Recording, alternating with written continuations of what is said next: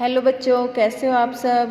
बेटा आज हम पत्र करेंगे अत्यधिक फैशन से बचने के लिए तथा सादगी और सदाचार का जीवन बिताने के लिए प्रेरणा देते हुए छोटी बहन को पत्र लिखो।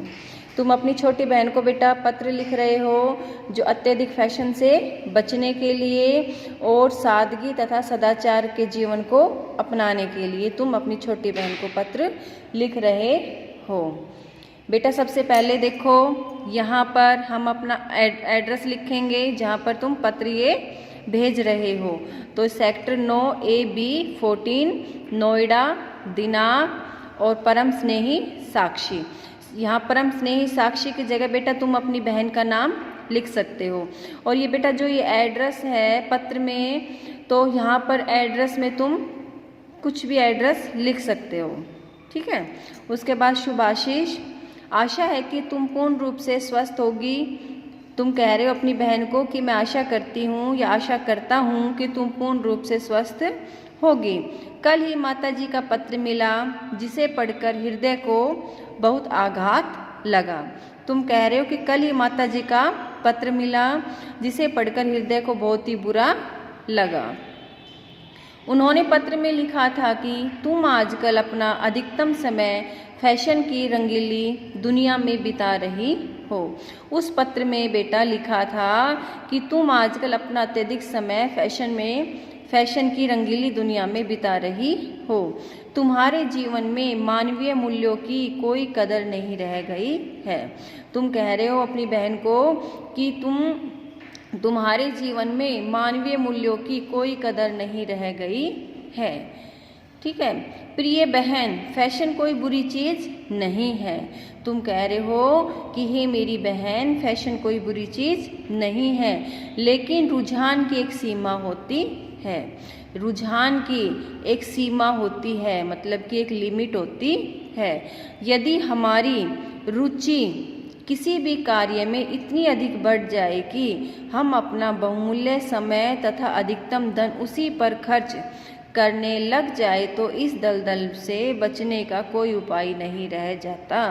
बेटा देखो, कोई भी अत्यधिक चीज़ है वो क्या होती है, हानिकारक होती है।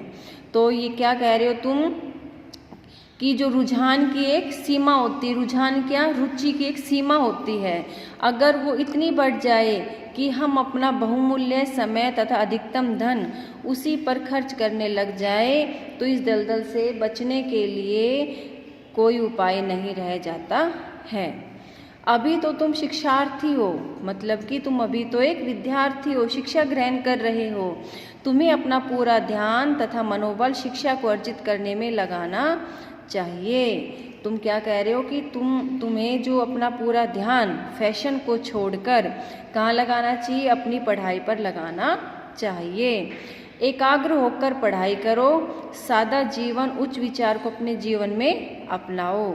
यही विचार जीवन में उन्नति और प्रगति की कुंजी है। सादा जीवन उच्च विचार, मतलब कि हम सादगी वाला जीवन जिए और जो हमारा विचार है वो कैसा होना चाहिए, ऊंचे विचार होने चाहिए। यही विचार जीवन में उन्नति और प्रगति की कुंजी है। आशा है कि मेरा यह पत्र तुम्हारे मार्ग को प्रशस्त करेगा। तुम कह रहे हो कि मैं आशा करता हूँ या आशा करती हूँ कि जो मैंने तुम्हें ये पत्र लिखा है तुम्हारा मार्गदर्शन करेगा। तुम इस पत्र में लिखी बातों पर गंभीरता से विचार करना तथा उन्हें अपने जीवन में अपनाने का प्रयास करना। तुम कह रहे हो कि जो मैंने इस पत्र में जो बातें लिखी हैं उस पर तुम गंभीरता से विचार करना, मतलब कि तुम उसे, जो मैंने पत्र में बात लिखी उसको तुम गंभीरता से सोचना, ठीक है, और उसे अपने जीवन में अपनाने का प्रयास करना। मुझे विश्वास है कि भविष्य में तुम ऐसी किसी शिकायत का अवसर न दोगी। तुम कह रहे हो कि मुझे पूरा विश्वास है कि आगे भविष्य में तुम मुझे ऐसी कोई शिकायत का मौका नहीं दोगी। माताजी और पिताजी की ओर से आशीर्वाद है, सहस्नेह है, तुम्हारी दीदी। यहाँ पर अपना नाम लिखना है। अगर लड़का अगर पत्र लिख रहा है तो तुम्हारा भाई और यहाँ पर अपना नाम।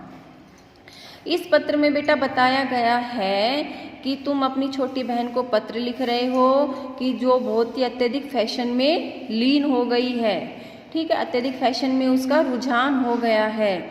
तो उससे बचने के लिए तुम उसको क्या कह रहे हो, सादगी और सदाचार का जीवन बिताने की प्रेरणा दे रहे हो। और तुम कह रहे हो कि अत्यधिकता हर चीज़ के लिए खराब होती है। फिर तुम कह रहे हो कि फैशन कोई बुरी चीज़ नहीं है, लेकिन हर चीज़ की एक बेटा सीमा होती है। अगर उस सीमा को अगर हमने क्रॉस कर दिया, पार कर दिया, तो वो सभी के लिए हानिकारक होती है। तो तुम क्या हो, शिक्षार्थी हो, एक विद्यार्थी हो, शिक्षा ग्रहण कर रहे हो। जो तुम अपना सारा समय फैशन में बिता रहे हो, वो सारा समय पूरा ध्यान तुम्हें कहाँ लगाना चाहिए, अपनी पढ़ाई में लगाना चाहिए। तो बेटा तुम ये शिक्षा अपनी छोटी बहन को दे रहे हो कि फैशन को छोड़कर तुम्हें अपनी पढ़ाई पर ध्यान देना चाहिए, सादगी और सदाचार का जीवन अपनाना चाहिए। तो बेटा ये पत्र है हमारा, ये पत्र तुम्हें अपनी हिंदी व्याकरण की नोटबुक में सुंदर लेख में लिखना है और इसको याद करना है। और मैं उम्मीद करती हूँ बेटा ये आपको समझ में आया होगा। Thank you.